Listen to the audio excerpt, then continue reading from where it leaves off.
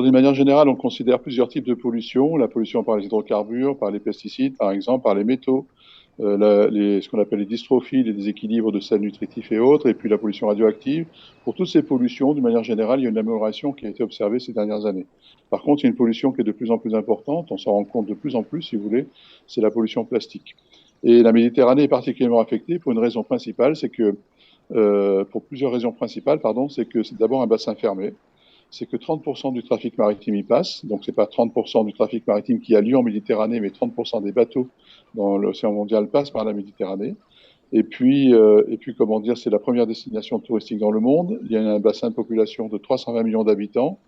Et donc, finalement, c'est un réceptacle, si vous voulez, pour lequel les plastiques ne peuvent pas sortir, duquel les plastiques ne peuvent pas sortir et retrouver dans l'Atlantique. Et donc, il n'y a pas dilution. Et donc, ça s'accumule depuis des dizaines d'années. C'est la raison pour laquelle on a atteint les concentrations les plus importantes dans le monde maintenant.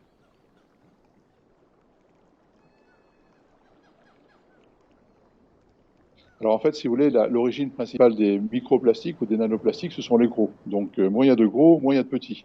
Donc en ce sens, les macros sont tout aussi importants et tout aussi, comment dire, ont autant d'impact, si vous voulez, que les petits. Notant par ailleurs que si vous regardez par exemple ce qu'on appelle l'emmêlement ou l'étranglement, eh bien ça touche principalement les grosses espèces et les gros déchets de plastique. Par exemple, des filets de pêche, ce sont quand ils sont perdus, ce sont des déchets qui sont faits pour tuer et qui continuent à tuer, si vous voulez, lorsqu'ils sont sur les fonds. Et en termes d'impact, c'est beaucoup plus que les microplastiques.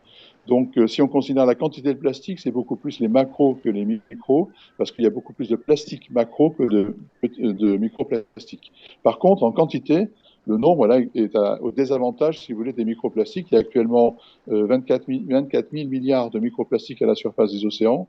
On estime à peu près à 250 à 500 milliards de microparticules qui flottent à la surface de la Méditerranée.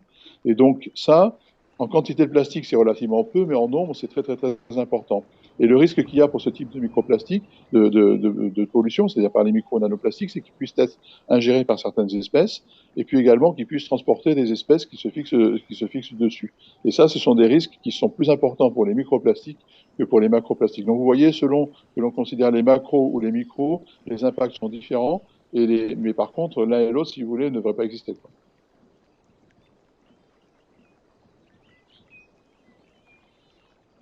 En fait, les plastiques, lorsqu'ils sont en mer, ils vont se dégrader et ils vont créer ce qu'on appelle des microplastiques. Il y a deux types de microplastiques. Il y a ceux qui sont dits primaires, c'est-à-dire qu'ils ont été faits pour être microplastiques. Il y a deux exemples types. Par exemple, les grains de plastique que l'on met dans les produits de beauté, dans les produits cosmétiques, vous savez, pour gratter la peau. Ça, ce sont typiquement des microplastiques qui ont été fabriqués pour être utilisés comme microplastiques. Donc ça, c'est un exemple de microplastique primaire.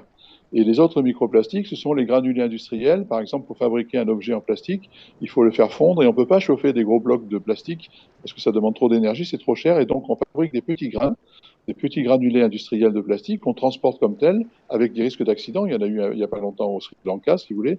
Et ça, ce sont également des microplastiques qu'on appelle pellets en anglais, qui sont primaires. À côté de ça, il y a ce qu'on appelle les microplastiques secondaires qui sont issus de la dégradation.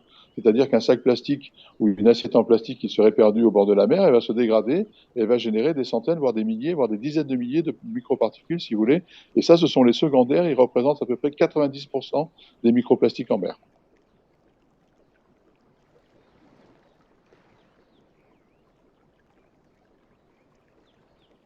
Alors, en termes d'impact, il y a donc le risque, si vous voulez, de transfert dans les tissus pour les toutes petites particules. Je pense qu'il y a quelque chose qui est très important qui dépasse le problème de la pollution marine, c'est l'ingestion, comment dire, des microparticules qui sont dans l'air. Par exemple, si je voyais, là, si je fais ça, par exemple, sur mon vêtement, ça va générer une dizaine de microfibres qui vont aller dans l'atmosphère. En fait, il y en a des milliards et des milliards, elles ne sont pas comptées dans le total pour l'instant. Et là, il y a un risque pour la santé, notamment lors de la respiration. Donc ça devient un problème de santé publique et non pas plus un problème de pollution marine. Et en plus, c'est vrai qu'il y a des questions qui portent sur le transfert de polluants qui se fixeraient sur ces plastiques. Donc ce qu'on sait, c'est que le plastique lui-même, lorsqu'il sort des usines pétrochimiques, il a été transformé en granulé. Avant qu'il soit transformé en objet, il est relativement vierge, il n'y a pas de polluant dessus. Il va se charger petit à petit. Et s'il se charge, c'est surtout parce qu'il y a des pollutions dans l'eau ou dans l'air, et non pas parce que, si vous voulez, c'est à cause de ses constituants, sauf quelques-uns, on en parlera tout à l'heure. Mais ça veut dire que S'il y a beaucoup de pollution dans l'eau, si on prend la baie d'une grande ville, par exemple Tunis, Marseille, en Méditerranée, toutes ces grandes villes qu'il y a, si on prend la pollution importante chimique qu'il peut y avoir aux abords de ces grandes villes, eh bien à ce moment-là, les plastiques, eux, vont les fixer, vont les capturer et peuvent les transporter. Ça, c'est vrai. Mais si par contre, ce sont des plastiques qui sont au large, comme il y en a peu dans l'eau, ben, la quantité de plastique qui sera la quantité de polluants qui sera sur le plastique sera moindre, si vous voulez. Alors après, il y a une autre question qui est importante, c'est les composants du plastique. Normalement, c'est des polymères, donc il y a le polyéthylène, polypropylène, polystyrène, ce sont des assemblages de petites molécules. Les petites molécules existent naturellement, les polymères n'existent pas dans la nature. Elles ont été créées par l'homme. Et le problème vient surtout de la particule physique. Sauf qu'à côté de cette particule physique, le plastique lui-même, on ajoute des additifs. Donc il y a des agents plastifiants, il y a des colorants, et certains de ces additifs peuvent être toxiques. Et donc il y a une véritable question, si vous voulez, d'ordre toxicologique, écotoxicologique, même pour l'environnement. Ce qu'on sait actuellement, c'est que les quantités de ces additifs sont trop faibles pour être toxiques. Ça, c'est sûr, si vous voulez. Et par contre, c'est sûr aussi qu'ils sont présents. Et donc, ça veut dire que si on continuait comme ça à utiliser ces additifs, ça pourrait poser problème. Maintenant, il faut savoir que la réglementation évolue. Par exemple, la régulation de l'utilisation des bisphénols pour les plastiques alimentaires, c'est discuté, si vous voulez, il y a des arguments pour, il y a des décisions qui ont été prises, et donc on limite, on trouve même des molécules pour les remplacer de façon à ce qu'à terme, dans le futur, il y ait peu de produits toxiques associés au plastique.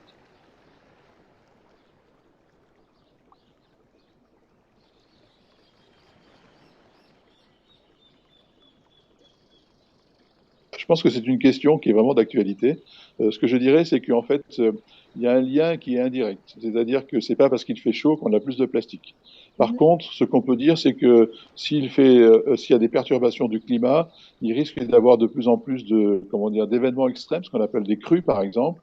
Et lorsqu'il y a des crues, vous le savez très très bien, à ce moment-là, tout part à la mer, dans les grands fleuves, si vous voulez, et donc on peut avoir des apports massifs. Une particularité pour la Méditerranée, c'est la rive sud avec et même le sud de l'Europe, notamment dans le sud de l'Espagne, où une partie de l'année, les rivières et les fleuves sont à sec. Et lorsqu'il y a des grandes crues qui arrivent, si vous voulez, tout est repris et tout retourne à la mer, ce qui pose un problème environnemental réel, si vous voulez. Et donc, les perturbations climatiques peuvent, si vous voulez, si elles multiplient le nombre d'événements extrêmes, favoriser les apports massifs comme ça directement à la mer.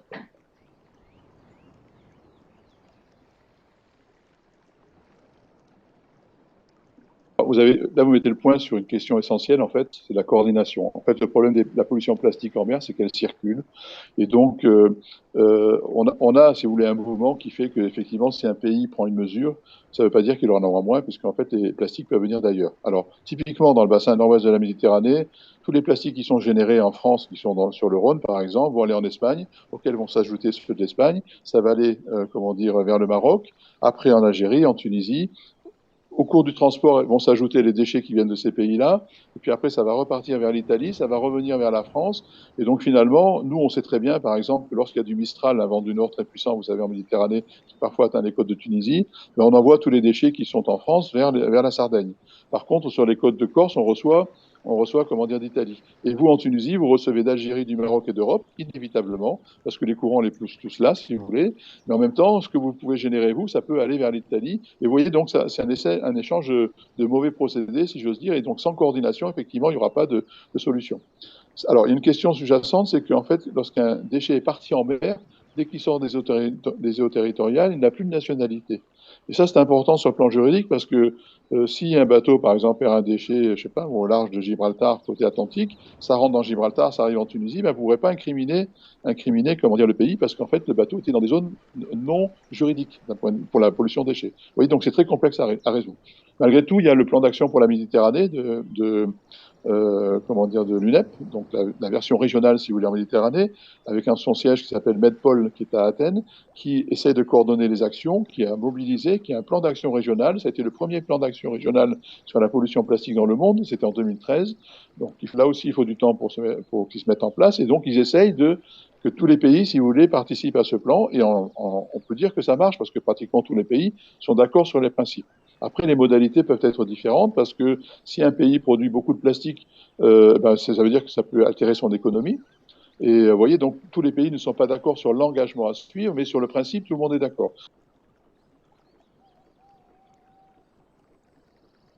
Alors, Si vous voulez nettoyer les plastiques directement une fois en mer, c'est-à-dire c'est une solution curative et non pas préventive, ça pose un problème. C'est que les plastiques, ils sont partout, ils sont très profonds. Et si on ne va pas chercher au fond de la mer les nodules polymétalliques, qui sont des ressources qui ont énormément de valeur, on ne va pas aller chercher des morceaux de plastique qui sont à 4000 mètres de fond. C'est pas possible. Alors, en Méditerranée, c'est 3000 mètres, mais c'est pareil, on n'ira pas les chercher. Donc, c'est la raison pour laquelle on ne peut pas nettoyer, sauf dans certains cas. Par exemple, si les déchets ont de la valeur. La valeur d'un déchet, c'est un filet de pêche qui est perdu.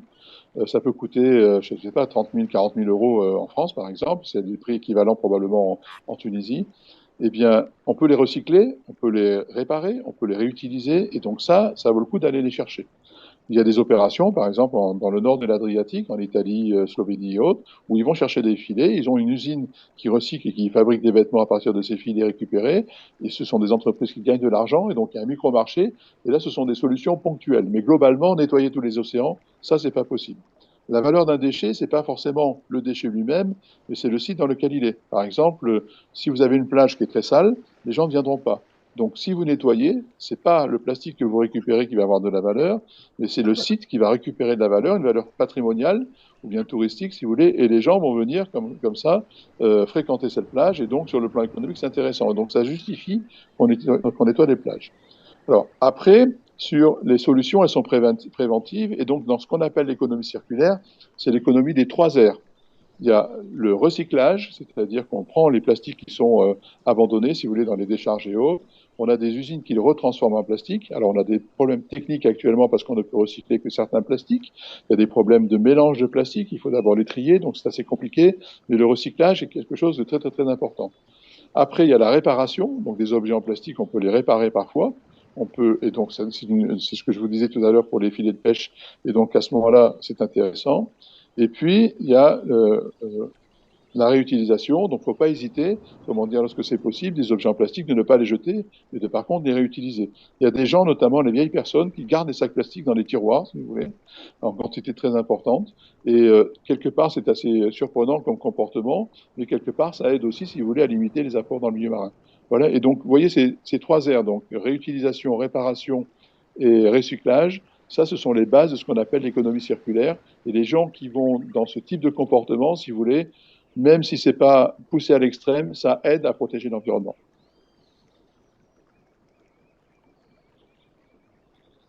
Il y a plusieurs types d'impacts. On parlait tout à l'heure de l'impact de la pêche. Il y a un exemple assez spectaculaire, ce sont les pots pour la pêche au poulpe qui ont été remplacés par comment dire, des pièges en plastique. Lorsque vous allez sur l'île de Kerkena, par exemple, à marée basse, vous voyez apparaître tous ces pots.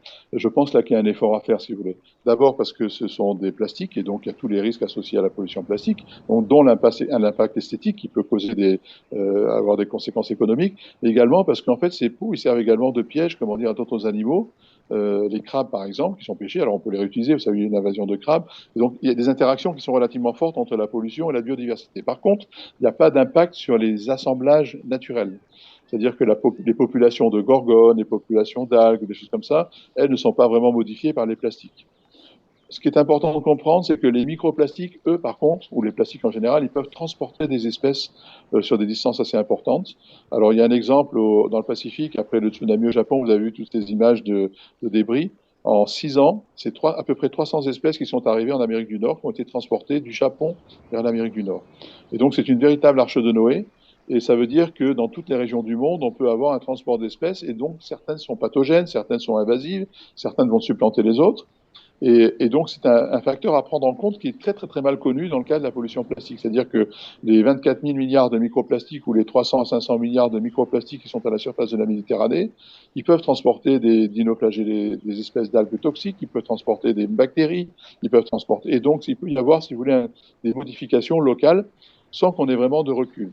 Ce qu'il faut savoir, c'est qu'en Méditerranée, le transport d'espèces, en fait, on dit que c'est un transfert secondaire, c'est-à-dire qu'il faut d'abord que les plastiques rentrent en Méditerranée, et donc quand ils sont rentrés en Méditerranée, que les espèces, pardon, je m'excuse, que les espèces il faut d'abord que les espèces rentrent en Méditerranée, donc elles rentrent par exemple avec les navires, sur les coques des navires ou dans les ballasts, et une fois qu'elles sont en Méditerranée, à ce moment-là, il peut y avoir des invasions secondaires. Et donc là, elles peuvent se fixer sur les plastiques et être transportées. Mais l'écosystème méditerranéen est déjà très homogène Il n'y a pas beaucoup, il y a beaucoup de différences entre l'Est et l'Ouest, mais il y a très très peu de différences entre le Sud et le Nord, si vous voulez. Et donc, on a peu de risques d'avoir des espèces nouvelles qui s'implantent en Méditerranée. Mais il existe quand même. Voilà un petit peu comment il faut voir ce problème en termes d'impact sur la biodiversité. Donc, ce n'est pas les écosystèmes. Si vous allez sur les plages, vous n'allez pas voir de différence à cause des plastiques, si vous voulez. Enfin, ce n'est pas sur les plages, mais si vous allez sur les fonds, vous allez voir très très peu de modifications. Mais par contre, il peut y avoir des micro-organismes qui arrivent avec des microplastiques. Il peut y avoir, comment dire, des espèces ponctuellement qui sont favorisées ou des choses comme ça. Et on n'a pas de recul encore pour savoir si pour la biodiversité, à long terme, ça va impacter. On a un exemple, si vous voulez, qui est assez spectaculaire. Il y a des espèces d'unicellulaires, des êtres unicellulaires qu'on appelle les foraminifères, qui ont une TEC, c'est-à-dire une protection faite de silice. Et donc, on a une espèce qui vit sur les fonds, qui vit à plusieurs centaines de mètres de fond, et qui, dans son cycle de reproduction, vient se reproduire à la surface. Et comme elle est benthique, c'est-à-dire qu'elle vit fixée sur le fond, c'est le benthos, hein, c'est ce qu'on appelle le benthos, c'est le terme, elle ne va pas survivre en surface et normalement elle redescend, si vous voulez, sur les fonds pour s'y fixer. Et depuis qu'il y a du plastique, en fait, elle se fixe, comme elle trouve un support en surface, dans l'eau, à la surface de l'eau, si vous voulez, elle se fixe dessus. Et donc, la période de reproduction, c'est au mois de septembre à peu près, quand l'eau dépasse, qui est au-dessus de 18-20 degrés, c'est bon, c'est bien avant, mais il faut comment dire, la maturité sexuelle. Et bien à ce moment-là, elle va comment dire, envahir tous les plastiques qu'il y a dans tout le bassin nord-ouest de la Méditerranée. Donc, elle a été observée en Sicile, en France, en Espagne et autres, si vous voulez. Dans la rive sud, je n'ai pas d'observation, mais inévitablement, puisque vous êtes à la même latitude que la Sicile, vous devez en avoir également. Et donc, vous avez des plastiques qui sont recouverts par ces foraminifères et qui après ne vont pas survivre. Mais ça veut dire que le milieu pélagique, enfin, le plastique peut favoriser la colonisation du milieu pélagique, c'est-à-dire de la surface de la mer, par des espèces qui normalement vivent sur les fonds. Et vous voyez, ça change un petit peu le cycle des espèces, et ça, c'est une des conséquences de la présence des plastiques. Donc, c'est un exemple particulier, si vous voulez. Il n'y a pas de changement à attendre globalement à l'échelle de la Méditerranée, et il peut y avoir comme ça des espèces qui ont leur cycle modifié simplement parce qu'il y a du plastique. En fait, ce qui se passe, c'est qu'il y a certaines espèces qui sont plus impactées que d'autres. Vous voyez, le réchauffement climatique, on en parlait tout à l'heure, si la température monte de 5 degrés, tous les écosystèmes vont être impactés, tous. Et toutes les espèces vont l'être. Dans le cas de la pollution plastique, elle est partout, jusqu'en Antarctique. On vient d'y aller d'ailleurs. Et elle est partout en Arctique. Mais par contre, c'est certaines espèces qui seront beaucoup plus impactées que d'autres. Et ces espèces, elles sont impactées parce qu'elles ont des propriétés biologiques différentes. Donc, par exemple, vous avez certaines espèces d'oiseaux, ce qu'on appelle les procellariformes, peu importe, qui ont tendance à ingérer des plastiques. Ils ont une poche dans l'estomac qui les garde. Donc, s'ils sont à la surface de l'eau, ils voient des microplastiques de couleur rouge, jaune, qui attirent leur regard. Ils vont les avaler et ils vont les garder dans l'estomac et ils ont des quantités qui sont parfois spectaculaires. Et puis, il y a des espèces comme par exemple les tortues qui, elles, confondent avec les plastiques, si vous voulez, avec leur nourriture habituelle, les méduses. Et donc, du coup, il y a énormément de plastiques qui sont ingérés avec des risques d'occlusion intestinale. Donc, on sait que quelques pourcents des échouages sont liés à ça. Normalement, si on les prend, on les met en centre de soins, au bout de 2-3 semaines, elles vont évacuer les plastiques. Et donc, c'est un petit peu comme l'homme, si vous voulez. S'il y en a trop, évidemment, elles risquent de mourir. S'il y en a quelques-unes, ça ne se verra pas, mais ça peut altérer leur digestion, leur physiologie, si vous voulez, et les affaiblir. Et donc, ça en fait les espèces parmi les plus sensibles. On sait qu'en Méditerranée, il y a eu un très beau projet européen qui s'appelait Indicite, avec les Tunisiens d'ailleurs qui participaient, et les équipes tunisiennes, si vous voulez, qui ont fait un gros travail sur les tortues marines. Et on sait maintenant que 80% des tortues ont des plastiques dans l'estomac en Méditerranée, ce qui est énorme, bien malheureusement.